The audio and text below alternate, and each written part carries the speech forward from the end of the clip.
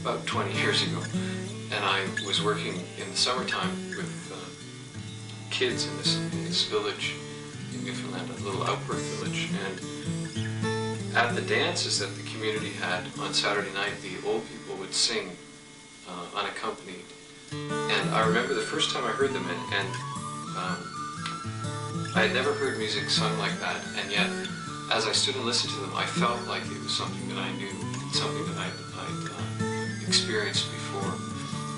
And I felt right at home with it, and I was especially moved by it.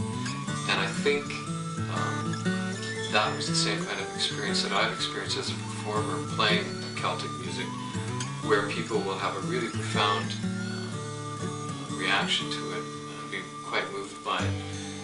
And it's because it's in their genes, it's because it's in their souls. It's been passed down through generations and generations. A song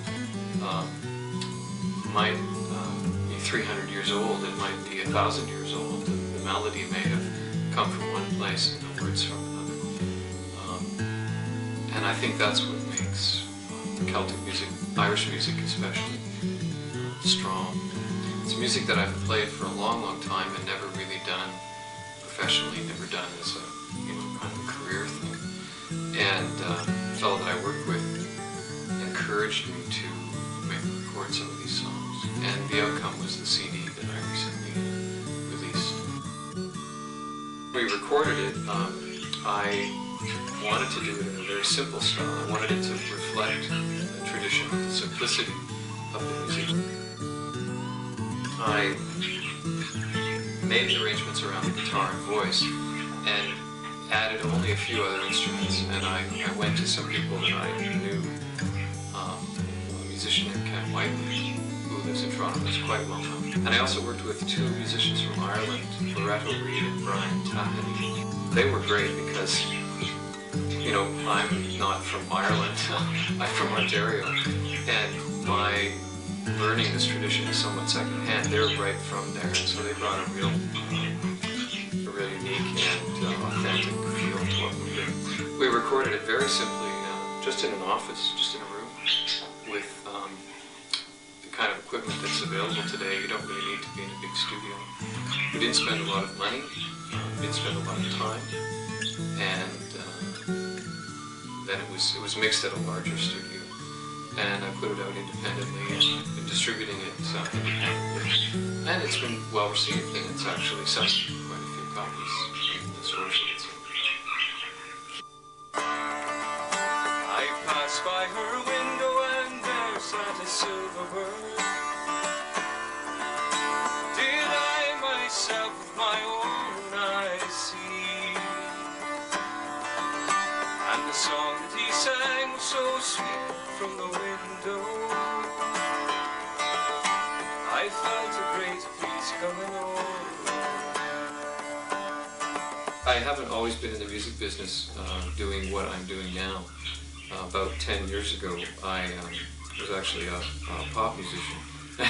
I had a record out in Canada that was called Moaning with the Children, and it eventually got made into a video, and then there was a record and it got released. And so for a brief period of time I had the experience of being in the music business and having a video. And in those days videos were quite new, not like now where everybody's seen hundreds and hundreds of videos. In those days videos had just sort of started out. I was nominated for Juno as most promising male vocalist. One of the challenges of putting out any kind of musical product, as it's called, is finding ways for people to actually buy it. And unless you're hooked into a large record company, that can be a pretty daunting task. The music industry doesn't pay any attention to you until you've actually done something, until you've sold some records. Will you go to the Highlands, Lizzie Lindsay? Will you go to the Highlands with me? Will you go to the Highlands, Lizzie Lindsay? My darling and my wife to be. I don't always play by myself, and in fact I prefer not to. We started out because we got asked to play at a wedding, and I think we had 1 or 2 rehearsals, and then we played at that wedding, and we got asked to play at another wedding. And from there we've kind of gone forward, learning more and more of the repertoire, and getting, I think, a little bit better. We do it mostly for fun, and what we found is that a lot of other people like that music. We've played in all kinds of circumstances and situations. We don't really try to plan it. With Joyce's Follies, was that initially it was just an instrumental group, and we had only learned a certain number of tunes, and we were playing at a wedding, and we ran out of tunes. I decided on the spur of the moment that I'd start to sing. People were dancing, and it sort of added a dimension to the band. So a lot of the stuff that I do on Tango already, and actually some other stuff we do with Joyce's Folly, but we try to mix it up so there's instrumental music. The Irish fiddle tunes are really quite wonderful. We have in the band we have a fiddle player, penny whistle player, I play guitar and mandolin, and we have a fellow who plays the Irish bodhrán, it's a drum.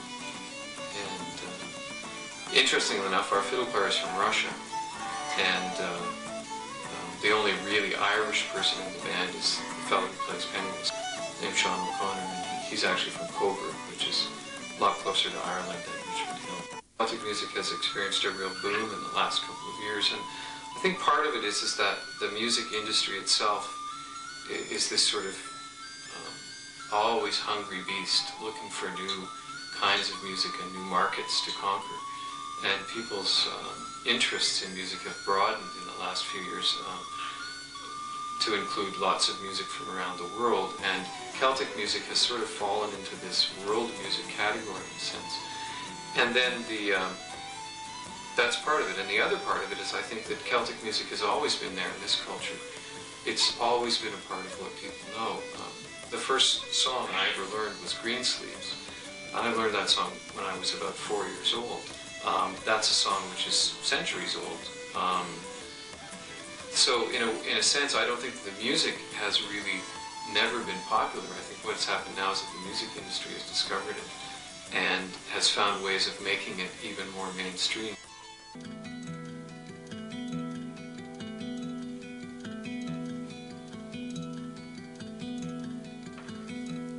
Alas, my love, you do me wrong to cast me off discourteously, and I have loved you so long, delighting in your company.